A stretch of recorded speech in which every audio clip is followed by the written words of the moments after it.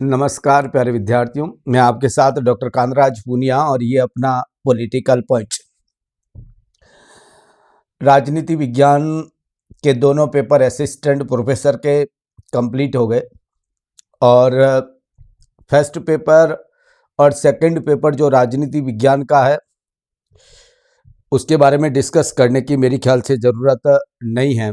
बहुत अच्छे से आपने एग्ज़ाम दिया होगा और मैं आपको बहुत बहुत शुभकामनाएं देता हूँ।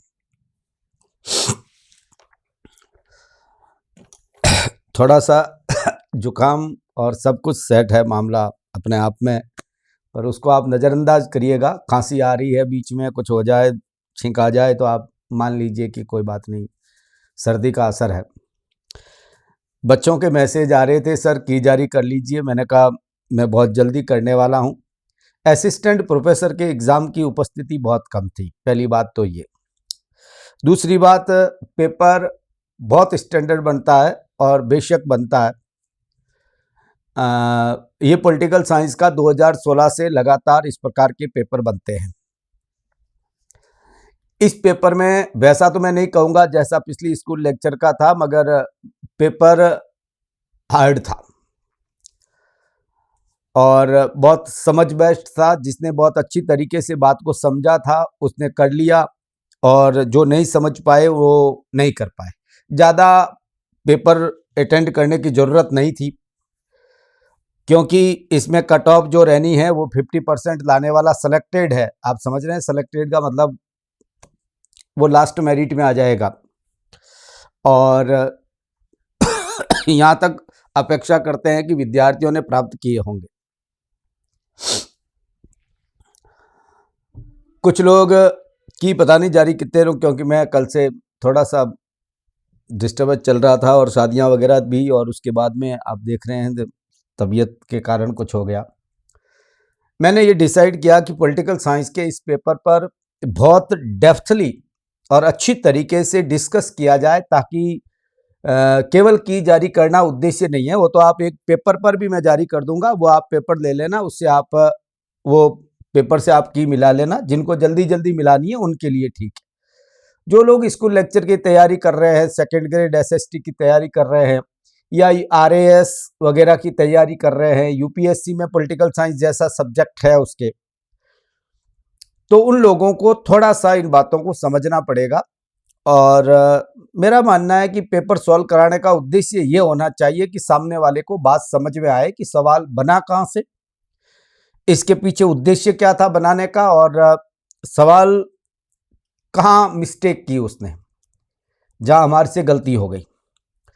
बड़ा पेपर है, 150 सवाल है, सीधी सी बात है। 3 वीडियो बनेंगे एक पेपर के, तो 2 सवाल हैं, 6 वीडियो बनेंगे, इसमें कोई शक नहीं। पर वो इसका उद्देश्य यह है कि भाई एक बच्चे को असरदार उनको मिल जाए कि भाई देखिए ये पेपर बनने का एक समझ भी विकसित होनी चाहिए।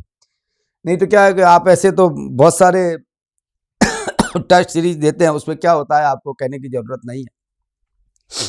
अब फर्स्ट से ये बता रहे थे कि सेकंड पेपर ज़्यादा हार्ड था, स्टूडेंट जैसा डिस्कस कर रहे थे।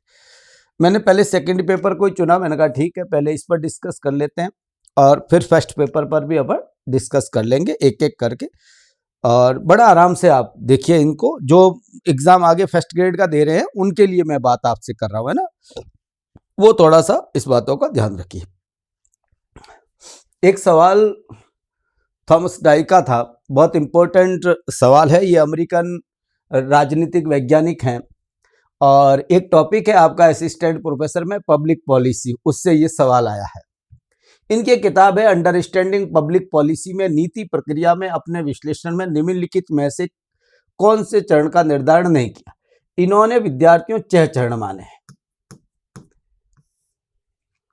नीति निर्धारण में, 6 चरण, जिसमें इन्होंने सबसे पहले माना कि समस्या की पहचान, आइडेंटिफाई करना प्रॉब्लम को कि प्रॉब्लम क्या है, ये इस फर्स्ट है, समस्या की पहचान की जाए। उसके बाद में एजेंडा का निर्धारण किया जाए, यानी आप किसके लिए पॉलिसी बना रहे हैं। तीसरा होता है नीति का निर्माण करना, यानी पॉलिसी मेकिंग, पॉलिसी बनाई जाए। फिर नीति को अपनाना, नीति एडॉप्ट करना, अपनाना, उसे स्वीकार करना, अपनाना, उसके बाद में नीति अपनाने के बाद नीति का क्रियान्वयन, नीति को लागू करना, और नीति लागू के बाद में आता है नीति का मूल्यांकन।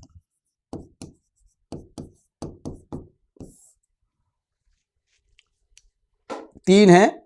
रिव्यू की कई बात नहीं है, रिव्यू का कई बात कही ही नहीं है उसने, तो सीधी सी बात है, इसका जो उत्तर था ये था फर्स्ट।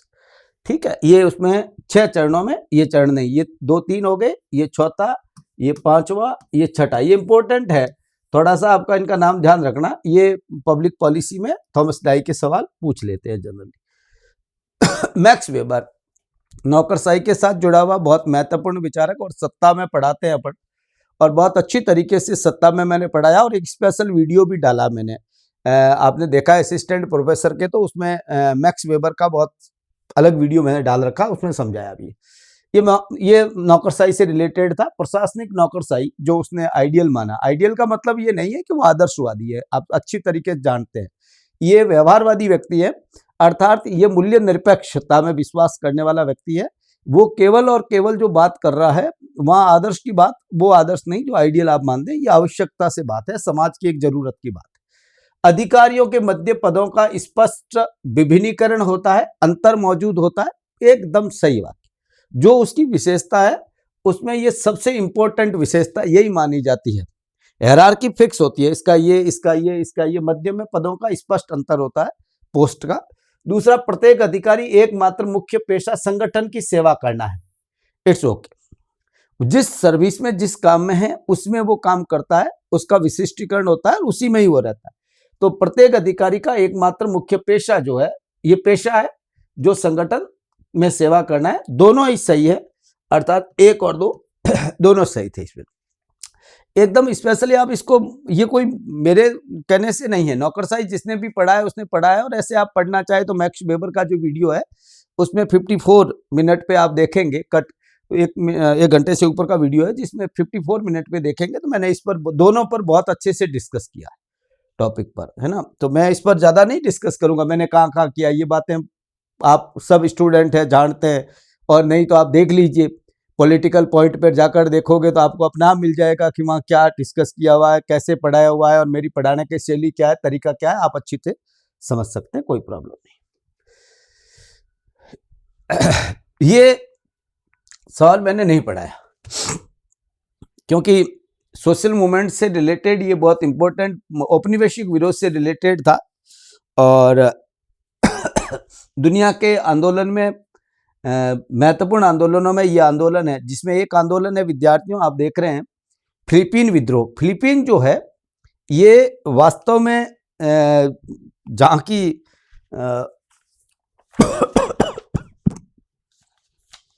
अमेरिकन वॉर से रिलेटेड है, ये मैं पेपर भी सामने ही रखूं, और ये एकदम सही है।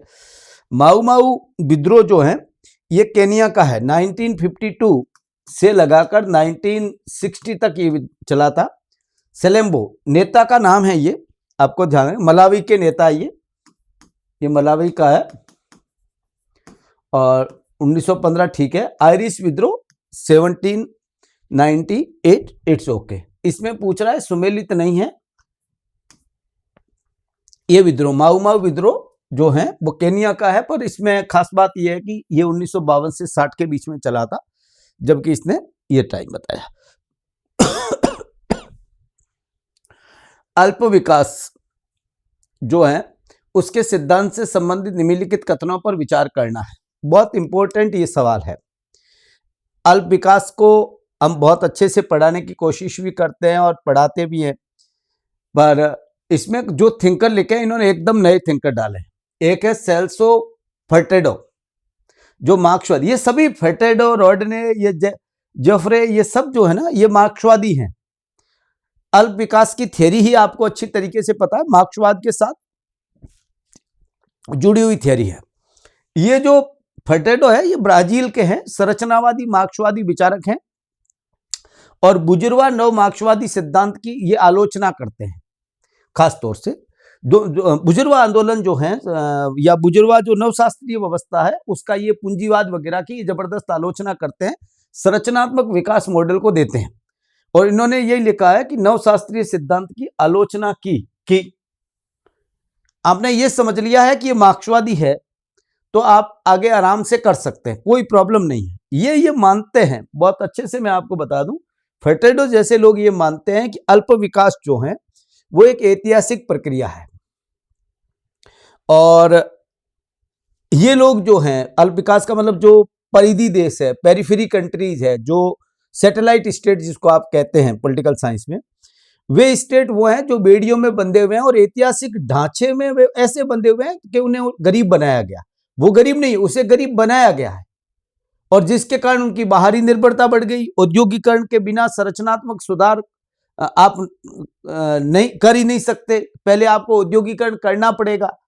इनके थॉट में आप एक बात देखते हैं तो किन्स का थॉट भी मिलता है, यानी मार्क्स और किन्स दोनों के थॉट से ये प्रभावित है, दोनों विचारों को ये कहीं ना कहीं लेता है, मगर ज्यादा ये मार्क्सवादी है। अपने को मार्क्सवाद की दृष्टि से ही इसको देखना था। दूसरा, ये आप अच्छी तरीके से जानते हैं, जीडीपी कॉन्सेप्ट जो चलता है, ग्रॉस डोमेस्टिक प्रोडक्ट का जो बात है, ये वेस्टर्न है, ये आईएमएफ वर्ल्ड बैंक के नाटक है। ये आदमी इनको नहीं मानते, सीधी सी बात है। ये कहते हैं जीडीपी बढ़ने से किसी देश का आर्थिक संरचना बदल जाती है या विकास हो जाता है, ऐसा कुछ नहीं है। जीडीपी से कुछ भी पता नहीं चलता। जीडीपी तो आपको ये लगता है कि वो प्रोडक्टिविटी कितना लोगों ने टैक्स कलेक्शन हुआ, कितना आपका माल बिका। अब वो माल फॉरेन का भी हो सकता है, उससे क्या फर्क पड़ता है। और ये बात उन्होंने एक किताब लिखी थी, डेवलपमेंट एंड अंडर डेवलपमेंट 1961, एक तो उसमें कही, और दूसरा एक उनकी मिथक जो है, माइथ ऑफ इकोनॉमिक डेवलपमेंट, उनकी किताब है 1974 में लिखी गई, उसमें भी इस बात को कही। तो ये जो है एकदम पहला वाक्य जो है एकदम सही वाक्य है, उसमें कोई प्रॉब्लम है ही नहीं। बहुत अच्छे से आपको इसका ध्यान में रखना है। मैं सामने रख देता हूं। दूसरा है विद्यार्थियों, वॉल्टर रेडेनो ने माना कि यूरोप में अफ्रीका को शोषण के परिणाम स्वरूप विकासाधीन बनाया। एकदम सही बात है। इनकी किताब का नाम भी यह है, how Europe under developed Africa, 1972 में किताब लिखी। ये पैन अफ्रीकन नेता है, खासतौर से मार्क्सवादी थिंकर है। इन्होंने ब्लैक पावर की बात कही, यूरोपीय उपनिवेशवाद, लूट, दास व्यापार के कारण इन देशों का हम विकासाधीन है, यानी इनके अधीन अभी भी रहे हुए हैं। जो विकास जो है, अल्प विकास ये मानता है जो है, वो अपने आप में एक बहुत सोची समझी साजिश है, नियोजित प्रक्रिया है। मेरा कहने का मतलब ये है, जो शक्ति संबंधों से पैदा की गई है। तो ये एकदम दूसरा भी वाक्य सही है। जोफ्रे जो हैं वो यूके के हैं, डिपेंडेंसी थ्योरी के साथ जुड़े हुए हैं, आपको बता दूं। और इन्होंने खास स्टडी जो है वो लैटिन अमेरिकन, एशियन और अफ्रीकन कंट्रीज जो है उनकी इन्होंने स्टडी की। डेवलपमेंट एंड अंडर डेवलपमेंट इनकी किताब का नाम है, ए मार्क्सिस्ट एनालिसिस। इन्होंने किया, जोफ्रे ने किया, यूके के है ये ना। ये भी वैसा ही मानते हैं जैसे फेटेडो मानते हैं कि विकास जो है वो एक ऐतिहासिक, अल्प विकास जो है वो ऐतिहासिक प्रक्रिया है। औपनिवेशिक शोषण और वैश्विक पूंजीवाद जो है वो खासतौर से इनके पीछे हैं। और पूंजीवाद जो है वो व्यापारिक, औद्योगिक दोनों प्रकार का है, क्लियर बात है। तीसरी दुनिया के देशों को इसके कारण, पूंजीवाद के कारण वो अविकसित रहे। ये बहुत इंपॉर्टेंट बात इन्होंने कही। तो जोफ्रे जो है विकासाधीनता की प्रक्रिया, व्यापारिक और औद्योगिक दोनों का विश्लेषण किया। ये एकदम बात ठीक है। तो ये तीनों ही जो हैं, 1, 2 और 3, तीनों सही है। इस सवाल में तीनों सही है। इसमें कोई मतलब, मैं जो सवाल डिस्कस देखना है एक बात बहुत अच्छी तरीके से, यहाँ आपको जब अल्प विकास पढ़ते हैं तो इसके साथ में वॉलेस्टन भी पढ़ना पड़ेगा। सीधी सी बात है, बहुत सारे थिंकर्स को आपको अच्छी तरीके से देखना पड़ेगा, तब आप सही तरीके से पढ़ पाएंगे। यूं नहीं है कि केवल यहीं पढ़ देने से काम चल जाए कि ठीक है यहाँ हो गया, ऐसे नहीं चलना है ना। तो थोड़ा सा इस बात को ऐसे, इस पर मैंने डिस्कस, इन पे केवल जोफ्रे पे हैं, वाल्टर सेल्सो फेटेडो पे थॉट नहीं डाले मैंने। तो बड़ा अच्छा ये सवाल है, मगर सीधी सी बात है, जो स्टूडेंट है उनके लिए ये सवाल हार्ड सवाल था, क्योंकि उनको ये पता ही नहीं था कि भाई ये लोग जो है ये मार्क्सवादी थिंकर है ना। और जिसने ये समझ लिया ना कि ये मार्क्सवादी है, उन्होंने फिर ये चीज़ें आराम से कर ली, क्योंकि थॉट सबका एक जैसा है। एक बात ध्यान रखना चाहिए, आपको ये पता चल जाना चाहिए कि ये थिंकर कैसा है। यदि वो पता चल गया तो आपका काम लगभग लगभग पूरा हो जाता है, आधा काम आप कर जाते हैं। मेरा कहने का मतलब ये थोड़ा इस बात का ध्यान रखना है। वैश्वीकरण से संबंधित निम्नलिखित कथनों पर ग्लोबलाइजेशन से रिलेटेड ये बात सवाल है, ठीक है। इसमें पहला सवाल है वॉलस्टर्न। देखो वॉलस्टर्न कौन है? वर्ल्ड सिस्टम थ्योरी देने वाले व्यक्ति हैं, जिन्होंने ये माना कि दुनिया के देश 3 भागों में बांटा था। कोर कंट्रीज, कोर का मतलब विकसित देश। आपको अच्छी ये वॉलस्टर्न, एक बात बहुत अच्छे से ध्यान रखो, जब सवाल सामने हो तो थिंकर का नाम भी आपको पता नहीं है तो फिर उसमें टोरे ठोकने की जरूरत नहीं। और ये तो ऐसे सबने पढ़ाया, कोई मैं कहूं कि मैंने पढ़ाया या ऐसे किया, ये वॉलस्टर्न सबको पढ़ाते हैं। डेविड हेल्ड जो है बहुत अच्छी तरीके से पढ़ाते हैं। कॉस्मोपॉलिटन डेमोक्रेसी जो है, कौन नहीं पढ़ाता? मेरे ख्याल से सबने पढ़ाया, कोई मेरे कहने से है नहीं। और ग्लोबल ट्रांसफॉर्मेशन इनकी किताब है, इससे ये सवाल आया है, सीधी सी बात है, ग्लोबल ट्रांसफॉर्मेशन से, है ना। तो ये सवाल तो एकदम दोनों ये सवाल बड़ा सिंपल सवाल भी है, ऐसी बात नहीं है कि हार्ड सवाल है, मगर पॉलिटिकल साइंस के इस अपेक्षा की जाती है स्टूडेंट से कि उसने इन चीजों को बहुत अच्छे से पढ़ा होगा। वॉलस्टर्न भी नवमार्क्सवादी थिंकर है, क्लियर बात है। वर्ल्ड सिस्टम थ्योरी देते हैं, आप अच्छी तरीके से जानते हैं। इन्होंने दुनिया के 3 देश, दुनिया को 3 भागों में देशों में बांटा। एक तो माना कोर कंट्रीज, एक पेरिफेरी और एक विद्यार्थियों सेमी पेरिफेरी कंट्रीज। ये 3 प्रकार के देश वो माना। यानी विकसित देश, कोर कंट्रीज का मतलब केंद्र जो है, यानी जो देश वास्तव में शोषण करते हैं, जो शोषण करने वाले देश। पेरिफेरी का मतलब होता है कम विकसित देश, और सेमी पेरिफेरी का मतलब है इन दोनों के बीच की स्थिति वाले देश, ठीक है ना।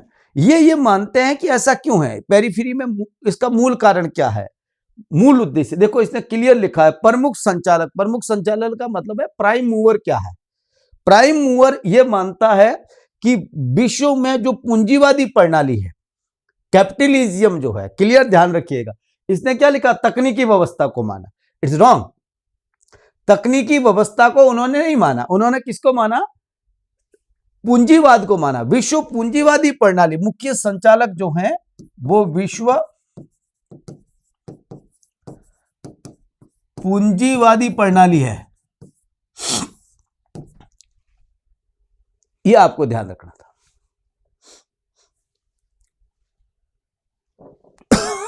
ये पहला हो गया गलत, क्लियर, सिंपल सी चीज है, ये इतना ध्यान रखना था। दूसरा डेविड हेल्ड। डेविड हेल्ड को मैंने बहुत अच्छे से पढ़ाया, अलग से एक मतलब 1.5-2 घंटे की क्लास है डेविड हेल्ड की। कॉस्मोपॉलिटन डेमोक्रेसी के अंदर हम पढ़ाते ही हैं, जिसके अंदर उन्होंने खासतौर से मैंने कहा कि यूएनओ है, WTO है, IMF जैसी संस्थाओं को लोकतांत्रिकरण करने की बात कही। ये मानता है, ये जो सवाल है ना वैश्वीकरण वाला, ये ग्लोबल ट्रांसफॉर्मेशन उसकी किताब है, उससे है। ये मानता है कि जो आधुनिकता है, पहली बात तो ये समझना होगा कि डेविड हेल्ड वैश्वीकरण को क्या मानता है। ये कह रहा है वैश्वीकरण एक बहुआयामी है। बहुआयामी का मतलब यह है कि वैश्वीकरण कोई सामाजिक आर्थिक नहीं है, बल्कि सामाजिक, आर्थिक, राजनीतिक, तकनीकी, सैन्य सभी क्षेत्रों में, हर क्षेत्र को प्रभावित करता है। दूसरा, ऐतिहासिक और दीर्घकालीन एक प्रक्रिया है, परस्पर निर्भरता बढ़ती है इसके कारण, पर यह पॉजिटिव लेता है, इससे देशों के बीच परस्पर निर्भरता बढ़ती है। इसके पीछे जो है वो आधार, विस्तार, तीव्रता, गति, प्रभाव, ये भी काम करता है। आधुनिकता क्या है? आधुनिकता का मतलब है विज्ञान तकनीकी का विकास, कम्युनिकेशन जो बड़ा, औद्योगिकरण, पूंजीवादी उत्पादन, इनको वो आधुनिकता का मानता है। तो ये मानता है कि दुनिया के अंदर वैश्वीकरण इसलिए आया क्योंकि विज्ञान और तकनीकी का विकास हुआ, संचार का विकास हुआ, औद्योगिकरण हुआ, प्रोडक्टिविटी बढ़ी, देशों को दूसरे देशों की जरूरत पड़ने लगी, पूंजीवादी उत्पादन बढ़ा, एक देश से दूसरे देश के अंदर जो जाने लगे माल, तो जिसके कारण ये हुआ। तो ये बात एकदम सही है, यथार्थ दूसरा सही, केवल सेकंड सही, ठीक है, पहला गलत। किसके अनुसार राजनीतिक क्रांतियां, पॉलिटिकल रिवॉल्यूशन जो है इसलिए होती है क्योंकि क्रांति में शामिल पक्ष उस संस्थागत ढांचे, इंस्टीट्यूशनल मैट्रिक को लेकर असहमत होते हैं, जिसके भीतर राजनीतिक परिवर्तन को प्राप्त किया जाना है और उसका मूल्यांकन किया जाना है। बहुत इंपॉर्टेंट ये सवाल था और रिवोल्यूशन ते था, क्लियर बात है। यहां जो कीवर्ड है वो है क्रांतियां में संस्थागत ढांचे को लेकर असहमत होते हैं। ऐसी बातें लगभग दो लोग मान लेते हैं। एक तो क्या ये ड्यून भी मानते हैं, सैमुअल हटिंगटन भी मानते हैं, मगर ये शब्दावली हटिंगटन की नहीं है, ये शब्दावली है जॉन ड्यून की। कून की है नहीं, कुहन, ये कुहन है ना, एच है ना, थोड़ा सा टीएच कुहन।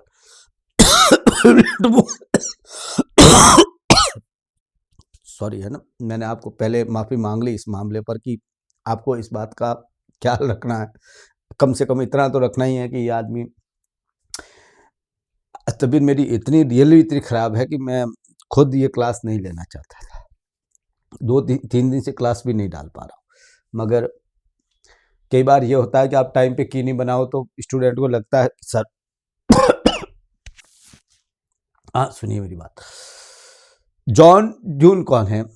ये ड्यून है, ड्यून का मतलब DUNN है ना, ये ड्यून शब्द है। ये यूके के रहने वाले थे। इनकी किताब जो है ये वास्तव में इन्होंने जो थॉट लिखा वो जॉन लॉक से, आप यहां थोड़ा सा समझ लीजिए। यदि आप जॉन लॉक को समझ लेंगे तो जॉन लॉक का क्रांति के साथ क्या रिलेशन है बहुत अच्छी तरीके से आप जानते हैं। उनका मतलब क्या है? क्रांति का मतलब है पॉलिटिकल चेंज, राजनीतिक परिवर्तन जो है वो क्रांति है।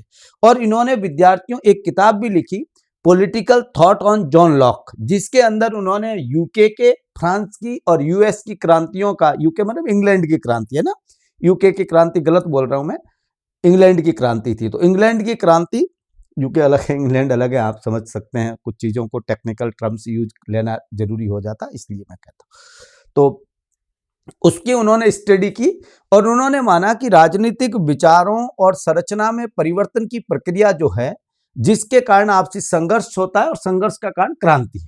ये क्रांति इस प्रकार की संस्थागत पक्ष को ये एक्सेप्ट करता है। ड्यून की बात यहाँ, मुझे जो इस सवाल का उत्तर सही लगा वो ड्यून ही लगे, इसलिए मैं इस पर ज्यादा थोड़ा सा ध्यान देना चाहता हूं। कुहन जो है, जिसको TS कुहन, थॉमस सैमुअल कुहन जो है, ये यूएस के रहने वाले थे और स्ट्रक्चर ऑफ साइंटिफिक रिवोल्यूशन, इनकी किताब का नाम भी स्ट्रक्चर ऑफ साइंटिफिक रिवोल्यूशन है।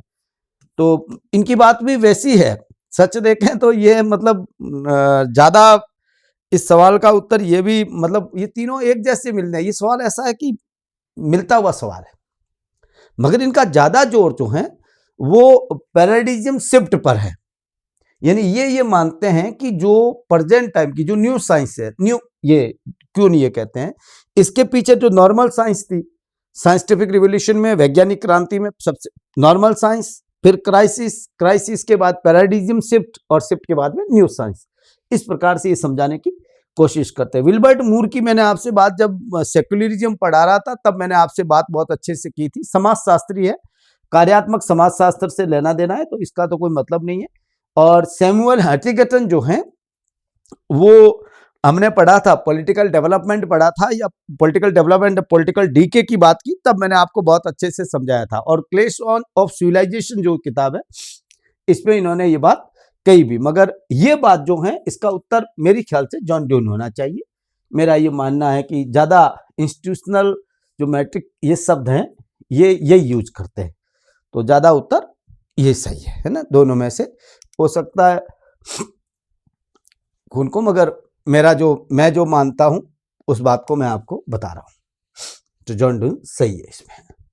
निम्नलिखित में से वैश्वीकरण के बारे में कौन सा कथन सही नहीं है?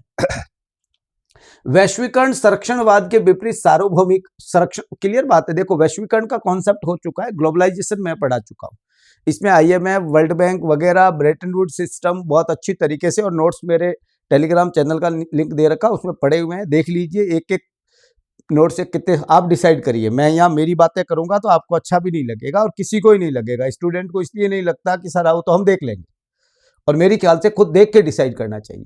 मेरे कहने से आप डिसाइड मत करिए कि क्या है, आपको खुद डिसाइड करना चाहिए देखकर। पढ़ने का तरीका क्या है, पढ़ाया कैसे जाता है, समझाया कैसे जाता है, ये आपको खुद तय करना है। तो ये सवाल ये है कि वैश्वीकरण संरक्षणवाद के विपरीत सार्वभौमिकता के सिद्धांत पर आधारित है। एकदम सही बात है। वैश्वीकरण पूंजीवाद के तर्क द्वारा संचालित होता है, ठीक है, जो मुक्त बाजार, मुक्त प्रतिस्पर्धा, योग्यतम की उत्तरजीविका की मांग करता है, यह भी ठीक है। यद्यपि विभिन्न विकासशील समाजों की संभावनाएं, समस्याएं, सामाजिक, आर्थिक, राजनीतिक परिस्थितियां भिन्न भिन्न हैं, फिर भी वैश्वीकरण का प्रभाव मोटे तौर पर समान रहा है।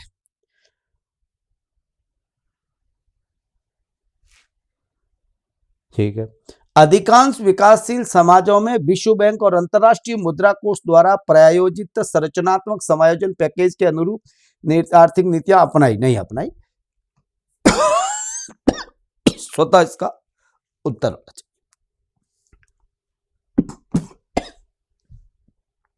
लुई अल्थुइजर ने निम्नलिखित में से कौन से दो भिन्न तरीके के राज्य के तंत्रों की बात कही? सबने पढ़ा है ये सवाल लगभग। दमनकारी तंत्र और आइडियोलॉजिकली तंत्र, बहुत अच्छी तरीके से ये पढ़ा है, कोई ऐसा नहीं है। एक RSA, एक ISA।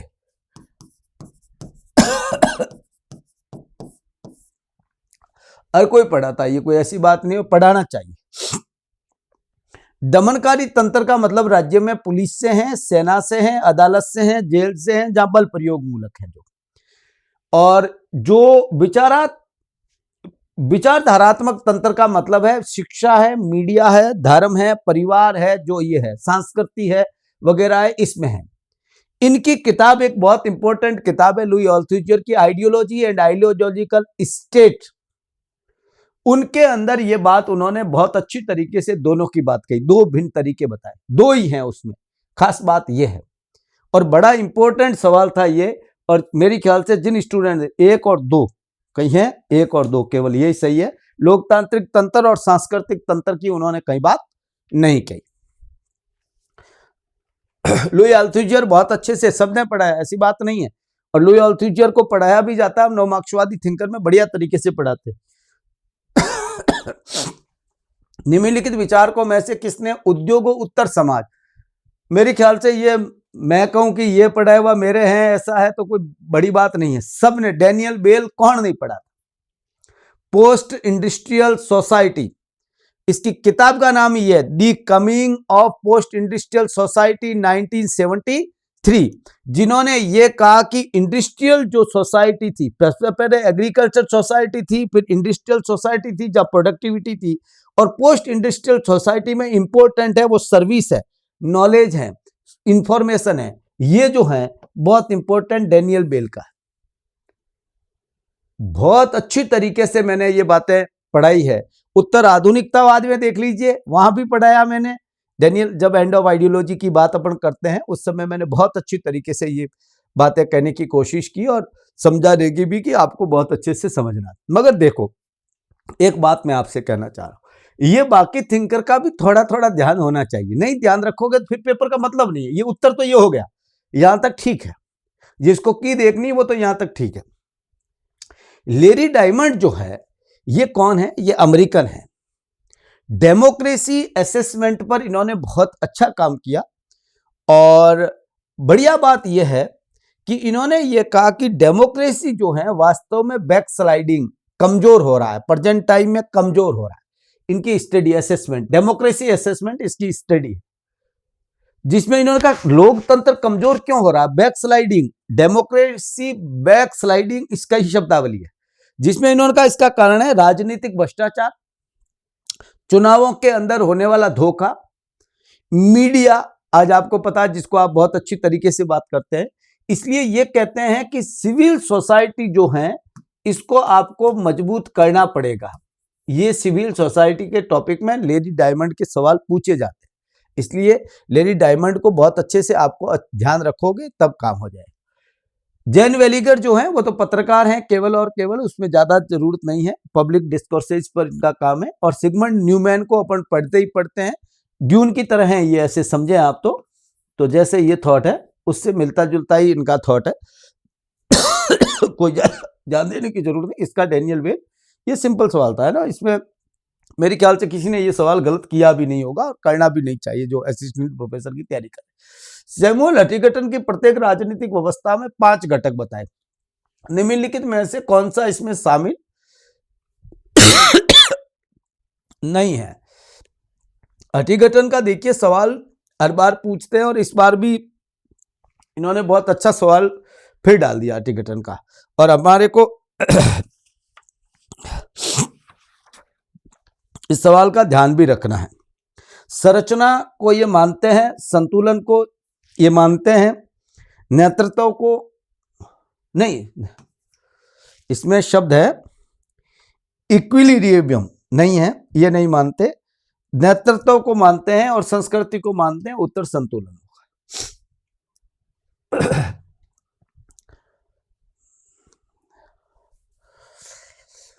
Citizen politics in western democracies नामक पुस्तक में रसेल डॉल्टन ने संयुक्त राज्य अमेरिका, ब्रिटेन, पश्चिमी जर्मनी, फ्रांस से टकरावपूर्ण सामाजिक आंदोलन गतिविधि के बारे में क्या मुख्य निष्कर्ष निकाले या क्या निष्कर्ष है, इस पर यह सवाल पूछा गया। पहले अपने को समझना है, रसेल डॉल्टन जो है वो कंपैरेटिव पॉलिटिक्स के अंदर खासतौर से पॉलिटिकल कल्चर के टॉपिक के साथ जुड़े हुए व्यक्ति हैं, जिन्होंने ये बताया कि भाई आधुनिक लोकतंत्रों में नागरिकों की भूमिका जो है वो प्रेजेंट टाइम में बदल रही है। Citizen politics in western democratic, new politics, जिसके उन्होंने शब्द दिया न्यू पॉलिटिक्स आई है, यानी प्रेजेंट टाइम में लोग एजुकेटेड हुए हैं बहुत अच्छी तरीके से। सिटीजन जो है वो एजुकेटेड हुए हैं, वो पॉलिटिकली अगेंस्ट भाग लेने लगे हैं, सहभागिता उनकी बढ़ी है, वैल्यू बेस्ड पार्टिसिपेशन बढ़ा है। पहले ऐसा नहीं था, जिनको उन्होंने प्रोटेस्ट पॉलिटिक्स का, तो ये प्रोटेस्ट पॉलिटिक्स की बात कर रहा है। सामाजिक टकराव आंदोलन गतिविधि के बारे में क्या निष्कर्ष निकाला, अलग अलग पढ़े और निम्न राजनीतिक प्रभावशीलता वाले व्यक्ति सबसे अधिक विरोध करते हैं। क्या निकाला, क्या निष्कर्ष निकाला, राजनीतिक रूप से जुड़े शिक्षित व्यक्तियों में राजनीतिक विरोध अधिक सामान्य है। नागरिक तभी विरोध करते हैं जब राजनीतिक संस्थाएं पूरी तरीके से विफल हो जाती है। राजनीतिक विरोध मुख्य आर्थिक कठिनाइयों और संसाधनों की कमी के कारण, देखो पहली बात तो आपको यह समझना है कि ये विकसित देशों की बात कर रहा है, वेस्टर्न डेमोक्रेसी की ही बात कर रहा है।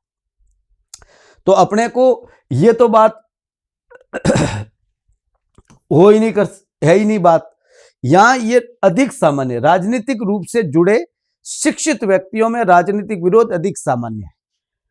नागरिक तभी विरोध करते हैं जब राजनीतिक संस्थाएं पूरी, ये तो विकासशील देशों की बातें हैं जहां टूट रही। अभी हमारे यहाँ तो आपको पता है जो हो रहा है, अच्छी तरीके से पता है। इसका उत्तर जो है राजनीतिक रूप से जुड़े हुए, यानी जो पॉलिटिकली बहुत एजुकेटेड हैं, पॉलिटिकली जो राजनीतिक सहभागिता, वैल्यू बेस्ड पार्टिसिपेशन, ये चीजें जो है बड़ी है ना। तो यहाँ इसका उत्तर है राजनीतिक रूप से जुड़े शिक्षित व्यक्तियों में राजनीतिक विरोध अधिक सामान्य है। बहुत अच्छा सवाल है ये, और यदि थोड़ा सा जितने, बाकी कोई यहाँ ध्यान रखने की जरूरत नहीं थी, सब याद नहीं रहते।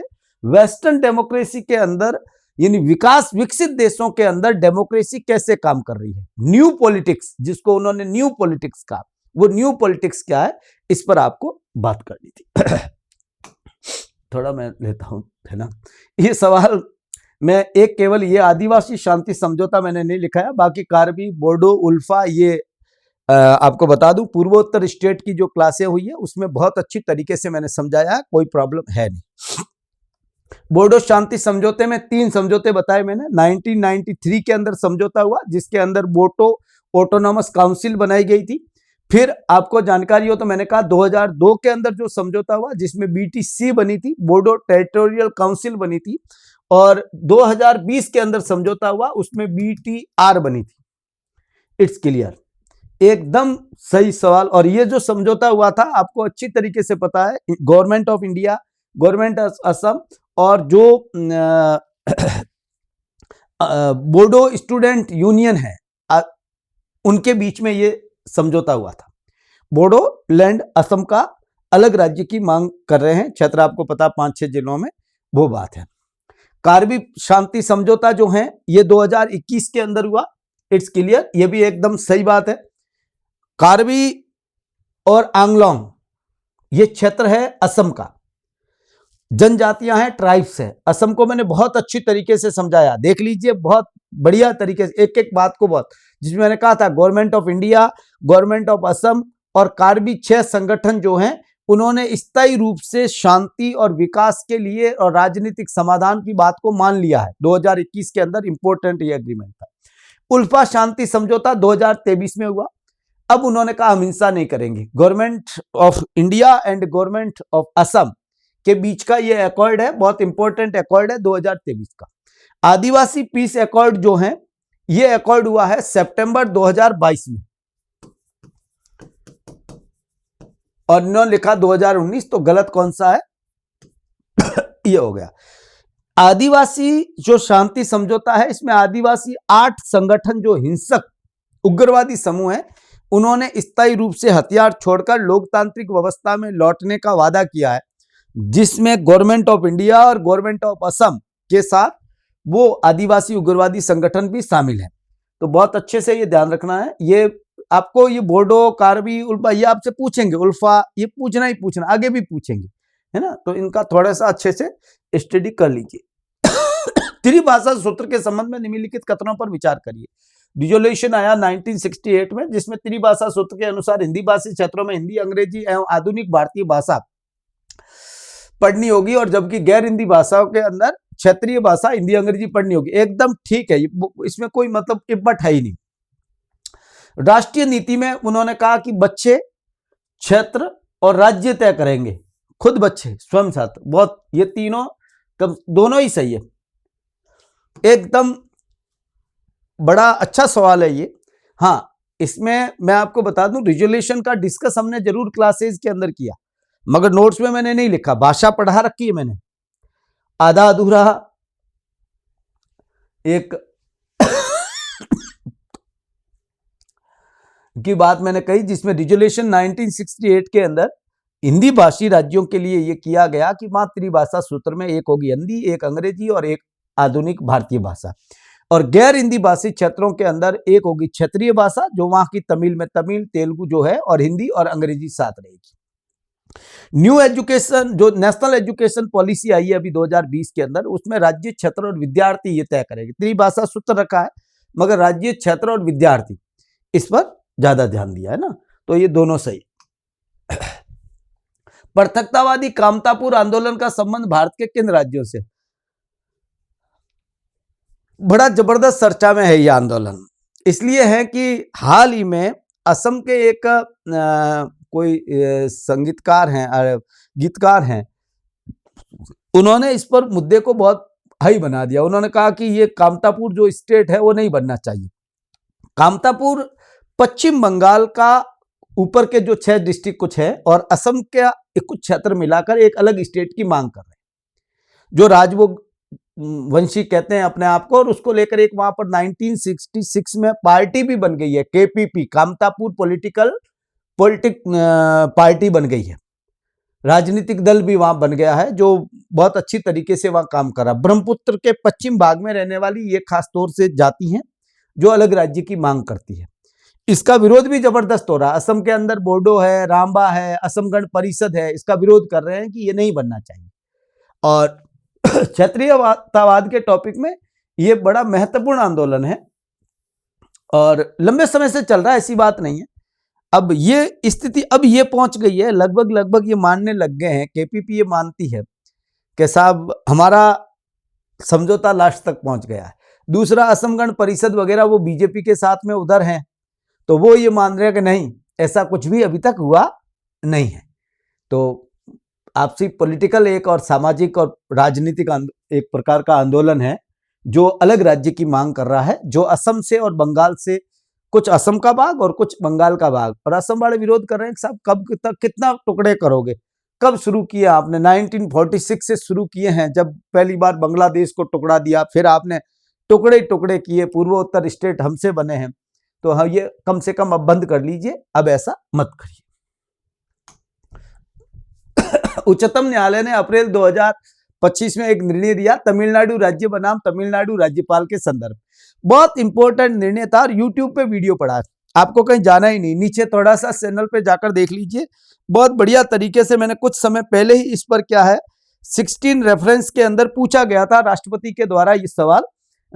सरकार ने राष्ट्रपति से सवाल पूछे थे जिस पर जवाब दिए थे, और मैंने बहुत अच्छे से इस पर वीडियो बनाने को मैंने ये सोचा कि कॉन्स्टिट्यूशनल बेंच का डिसीजन था, इसलिए उस पर मैंने डिस्कस किया था, है ना, दिसंबर में अभी आया है ना, अभी वीडियो डाला मैंने।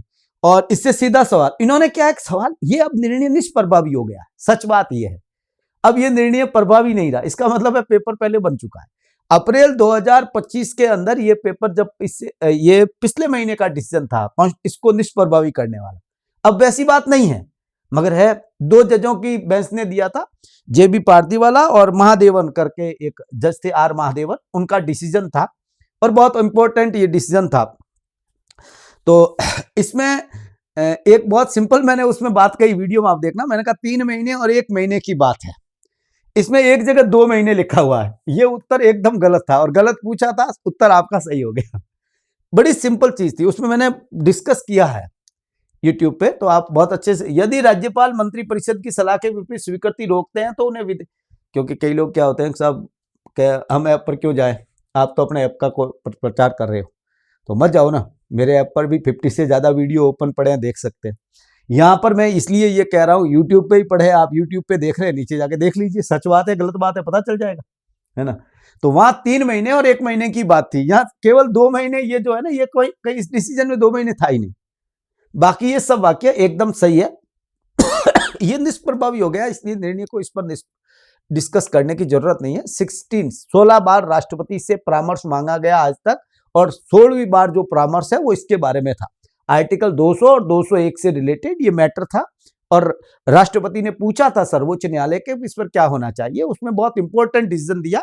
अब ये 3 महीने 2 महीने रोकने वाली महीने वाली बातें रही नहीं है, अब नहीं रही है ना, ये थोड़ा सा ध्यान रखिए। राज्य आपदा मोचन निधि SDRF, आपको पता हो तो विद्यार्थियों में आपको बता दूं, डीएम एक्ट जो है उसके 2005 में जो बनाया गया था, उसके अंदर ये सेक्शन के तहत ये SDRF बनाई गई है, एकदम सही बात है। ये कोष अधिसूचित आपदाओं की अनुक्रिया के लिए राज्य सरकारों को उपलब्ध प्राथमिक कोष है, एकदम ठीक बात है, इसमें कोई प्रॉब्लम नहीं है। राज्य सरकार सामान्यतः राज्यों के लिए जो है 75-25 और पूर्वोत्तर और हिमालय जैसे राज्यों में, जिसमें 10 स्टेट, पहले जम्मू कश्मीर भी था, अब वो स्टेट देखें तो 10 ही हैं, और ऐसे आपको बता दूं पूर्वोत्तर के 8 स्टेट सभी के सभी इसमें आएंगे, और हिमाचल इसमें आता है, उत्तराखंड आता है, J&K UT जो है वो इसके अंतर्गत आता है। यहां पर उन्होंने जो रखा है वो 90-10 का रखा है, आपदा में जो 10% स्टेट गवर्नमेंट और 90% यूनियन गवर्नमेंट, 75% यूनियन गवर्नमेंट और 25% स्टेट गवर्नमेंट। तो ये गलत है, पहला और दूसरा सही है, कहीं है ये सही है। ये आप थोड़ा सा इसमें टिक करने में थोड़ा ध्यान रखना। सॉरी, है ना। 2025 में शुरू की गई ये मैंने नहीं पढ़ाया, ये मैंने नहीं पढ़ाया ना ये सवाल, और पंचायती राज में भी नहीं पढ़ाया। नया पोर्टल एक तरह से ये है, PI एक पोर्टल है 2.0, जो एक प्रकार से आप ये समझ लीजिए कि पंचायती राज मंत्रालय के अधीन ये काम करता है, और कंपोजिट इंडेक्स ये जारी करता है। इंडिया इंडेक्स की पूरक है।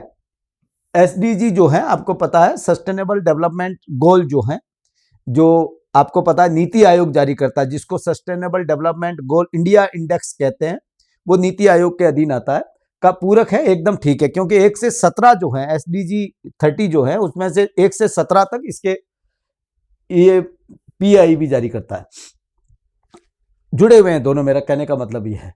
वैश्विक मंचों पर भविष्य में स्वैच्छिक राष्ट्रीय समीक्षाओं VNR के लिए भारतीय तैयारी को बढ़ाता है, एकदम ठीक है। ये पंचायतों को अपनी प्रगति का आंकलन करने, कमियों की पहचान करने, सार्थक योजना बनाने के लिए व्यवहारिक समाधान प्रदान करता है। दोनों सही है भाई, ये तो दोनों ही सही है। यहाँ थोड़ा सा आपको ध्यान में रखना, ये जो PAI जो है एडवांस बेस्ड आंकलन करता है, बहुत कम ये पहचानता है भी कितने पंचायतों को कमजोरी है, क्या स्थिति है, पारदर्शिता, जवाबदेही कैसे बढ़ाई जाए, ये सब कुछ इस पे करता है। और ये आपस में जुड़े हुए इसलिए हैं, SDG इंडिया इंडेक्स इसलिए जुड़ा हुआ है कि वो नीति आयोग के अधीन तो है, ठीक बात है, मगर नीति आयोग के साथ में जो 1 से 17 तक जो है वो पंचायत स्तर पर भी ये आंकलन होता है, तो दोनों एक दूसरे के पूरक हैं। तो ये दोनों ही वाक्य मुझे तो एकदम सही लगे, एकदम सही है, कोई प्रॉब्लम ही नहीं है इसमें। बड़ा अजीब सवाल पूछा है 15वें वित्त आयोग की सिफारिशों से रिलेटेड, और सवाल कुछ गलत है नहीं, बढ़िया सवाल है, ऐसी बात नहीं है, थोड़ा सा हार्ड है, मगर इस पे ये तो वाक्य ठीक है, ये थोड़ा सा इन्होंने भारांक जो दिया वो अलग है। स्थानीय निकायों में कुल अनुदान जो है 4.36 लाख करोड़ दिया जाएगा।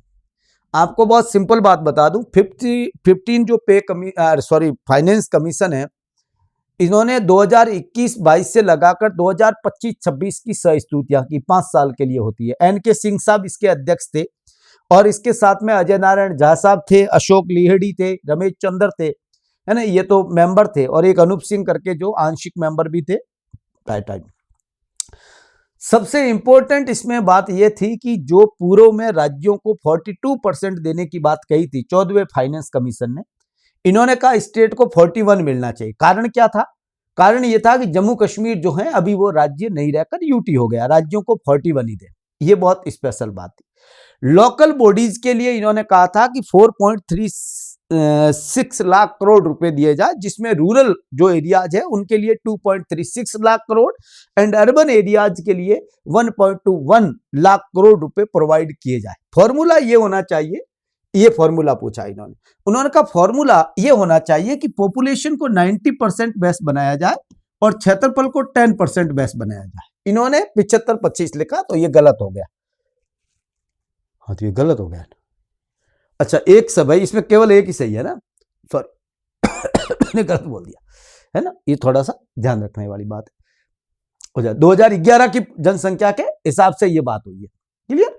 ऐसा बहुत स्पेशल ये सवाल था, थोड़ा सा आपको ध्यान रखोगे काम हो जाएगा। मैं सोच रहा हूं कि कुछ काम हो जाए।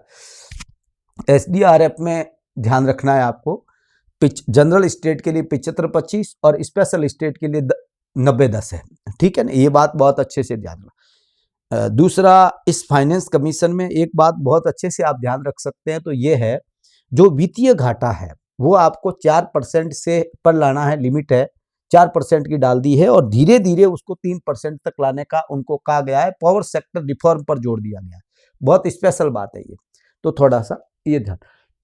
क्रिस्टोफर जेफरलॉ, मैं आपसे कहूंगा कि सर ये सवाल मैंने पढ़ाया आया, तो आप कहेंगे साहब ये कहाँ से आया, तो एक बात बता दूं, इस मेरा टेलीग्राम चैनल का लिंक दिया हुआ, देख लेना, उसमें एक जाति व्यवस्था, भारत में जाति व्यवस्था का नोट्स डाला हुआ है, जाति व्यवस्था से ये सवाल है, जिसमें मैंने एक सब टॉपिक लगाया नीचे उसी नोट्स में, डेमोक्रेसी एंड कास्ट। उसके अंदर मैंने बहुत अच्छी तरीके से जेफरलॉ को पढ़ाया। जेफरलॉ वो व्यक्ति है जो रजनी कोठारी जैसे बात करते हैं वैसे बात करते हैं।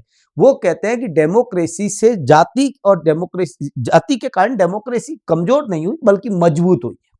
बहुत इंपॉर्टेंट बात है, और उनकी किताब को मैंने पुराना पढ़े नोट्स, कोई लोग क्या है कि अपडेट करके, मैंने देखा कुछ लोगों का मतलब गिरावट की भी हद होती है। कुछ लोग क्या करते हैं बाद में उसमें नाम लिख देते हैं ऐसे, मैंने उसमें, आप पुराने नोट्स हो तो उसमें देख लेना, टिप्पणी कर देना, मेरे कमेंट कर देना सर हाँ ये नहीं था सवाल, है ना, उसमें देख लीजिए। मैंने बहुत इंडिया साइलेंट रिवोल्यूशन किताब को रेड कलर में लिखा है और समझाया मैंने क्लास के अंदर, बहुत अच्छी तरीके से चीज को समझाया। बस ध्यान मैंने उसको ये कहा था बच्चों को रखना है कि कास्ट के कारण लोकतंत्र कमजोर नहीं बल्कि मजबूत हुआ है। रजनी कोठारी की तरह ये बात करता है, बहुत अच्छी। और रजनी कोठारी हमारे सिलेबस में था, जाति व्यवस्था हमारे सिलेबस में है, बहुत अच्छी तरीके से ये video school lecture, college lecture सब में डाला हुआ है, और मैंने नोट्स भी डाल रखा। नोट्स से की बात कर रहा हूँ, देखो मुझे पता वीडियो की मैं बातें करूंगा आप देख नहीं पाएंगे, मैं कह दूं इतने से इतने टाइम देख लो, आप कहोगे साहब ये बात हम इतना टाइम नहीं है, ठीक है ना। तो वो बात मैं इसलिए कह रहा हूँ। देखो इसने जयफर लॉ ने तर्क दिया कि मंडल युग, उनकी स्टडी यही है, मंडल युग की स्टडी है, सही बात है। उन्होंने कहा कि भारत में हुई मौन क्रांति, बहुत मैंने लिखा है ये मौन क्रांति नोट्स के अंदर, मौन क्रांति का जाति आंदोलन को मौन क्रांति, तो कह देना मुझे। उच्च जातियों में, ये तो नोट्स में लिखा हुआ, ये पूरा ऐसे कैसे, ठीक है ना। बाकी ये बात समझाइए मैंने निश्चय, क्योंकि देखो हर बात नोट्स में नहीं लिख सकते आप। जयफर लॉ को तो कम से कम इम्पोर्टेंट में मैंने इतना लिया कि भाई ये इतना ध्यान रखना है। उन्होंने कहा जातियों को विशेष रूप से नौकरशाही और राजनीतिक क्षेत्र में सत्ता हस्तांतरण का संकेत दिया, बहुत इंपॉर्टेंट बात है ये, नौकरशाही। और आपको पता उच्च जातियों ने जबरदस्त विरोध किया था, मंडल आयोग को बहुत अच्छी से मैंने पढ़ाया था आपको। उसकी रिपोर्ट के बाद में देश के अंदर आग लगी थी, लोगों ने आत्मदाह किया था, उच्च जातियों के लोगों ने जबरदस्त विरोध किया था उसमें। और जयफर लॉ का तर्क था कुछ जातियां नए शक्ति संतुलन के साथ समायोजन का विरोध किया ना, जबरदस्त किया। और सामाजिक गतिशीलता के लिए मुख्य रूप से राज्य निर्भर नहीं है, उसकी बारहवीं का तलाशने का इनकार कर दिया। दोनों सही है, एकदम सही। और ये बात देखो, ऐसे सवाल आते हैं ना, तब आता है किसी से पढ़ाने से मजा। अब कोई के डैनियल बेल वाला सवाल आ गया, ये तो क्या आ गया, सबके आना है, इसमें क्या हो गया। सवाल तो आपको वो आने चाहिए जो सवाल वास्तव में जो मायने रखते हैं, बहुत इंपॉर्टेंट है, वो सवाल आए तब मजा है, नहीं तो सवाल का कोई तुकबंदी मुझे तो नहीं लगती। देखो आपकी अपनी, हर एक आदमी की अपनी इच्छा सोच होती है, वो वैसे काम करता है। मेरे से यार तो थोड़ा ज्यादा हो। भारत में लैंगिक मुद्दों पर निम्नलिखित वादों, रिपोर्ट और नीतियों को सही क्रमानुसार व्यवस्थित करिए ना। मैं आपको पीडीएफ उसमें की वालों को मैं कहता हूं कि आपको मैं एक पेज पे डाल दूंगा, उसमें आप देख लेना है ना, एक एक वाक्य लिख के, ताकि आपका काम वहां हो जाएगा। यहाँ आपको डिस्कस में मुझे पता है आप इतने नहीं झेल सकते, है ना, थोड़ा सा, पर मेरे को ये भी जरूरी है कि स्टूडेंट का ध्यान रखना। 1974 के अंदर एक रिपोर्ट आई थी, भारत सरकार ने जारी की थी, महिलाओं की स्थिति के बारे में, बहुत इंपॉर्टेंट ये रिपोर्ट थी, toward equality report. Shayara Bano का केस मैंने बहुत अच्छी तरीके से 2017 में पढ़ा, ये केस पढ़ाया, ये नहीं पढ़ाया मैंने, ये पढ़ाया। भारतीय युवा वकील संघ, बहुत अच्छी तरीके से मैंने आपको, जब जानकारी है तो विद्यार्थियों 1 घंटे से ऊपर डिस्कस किया। Indian young lawyer association case, ये केस नहीं लिखा इन्होंने, मगर ये वाद है। ये केस जो बात थी, इसके अंदर सबरीमाला केस पढ़ाया था, 2018 में ये केस हुआ था। क्या केस है, बहुत अच्छी, कॉन्स्टिट्यूशनल बेंच का डिसीजन था, आपको जानकारी हो तो। नेशनल पॉलिसी पर जो है इन्होंने, वुमेन एम्पावरमेंट जो रिपोर्ट है, ये भारत सरकार द्वारा जारी की जाने वाली आधिकारिक रिपोर्ट है, 2001 में जारी की गई। अब आप इसको क्रमिकता से कर दीजिए तो आपको पता जाएगा क्या कौन सा कैसे करना है, क्रमिकता से करना है ना। तो 1 नंबर, 2 नंबर, 3 नंबर और 4 नंबर, ठीक है। यानी क्या हो गया, 1 3 2 1 3 2